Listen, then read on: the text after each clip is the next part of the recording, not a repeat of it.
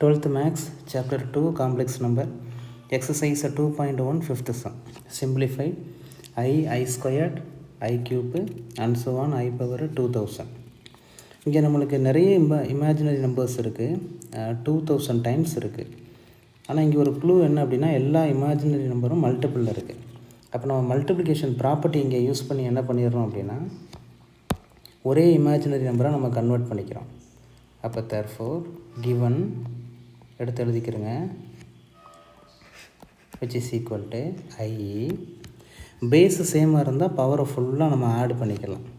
அப்போ அந்த ப்ராப்பர்ட்டியை யூஸ் பண்ணி 1 + 2 + 3 + and so on +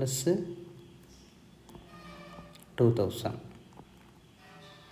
அப்போ பவரை ஃபுல்லாக ஆட் பண்ணணும். நம்மளுக்கு நேச்சுரல் நம்பர் ப்ராப்பர்ட்டிஸ் இருக்குது. அது என்ன ப்ராப்பர்ட்டி அப்படின்னா, sum of natural number which is equal to n into n plus 1 divided by 2.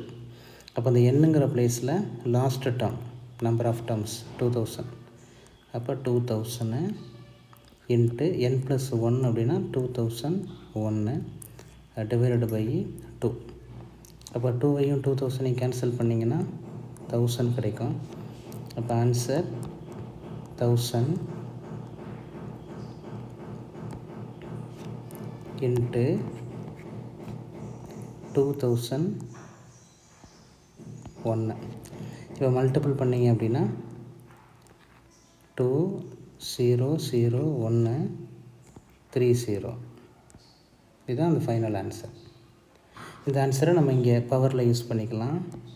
அப்போ I பவரில் 200100. பவர் ரொம்ப பெருசாக இருக்கேன்னு நம்ம ஒன்றும் கவலைப்பட தேவையில்லை. நம்மளுக்கு தேவை லாஸ்ட்டு 2 டிஜிட்ஸ் தான்.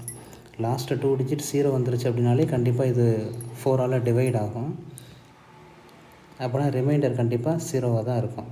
அப்போனா I பவர் 0. Anything power 0 = 1. இதுதான் இதனுடைய ஆன்சர்.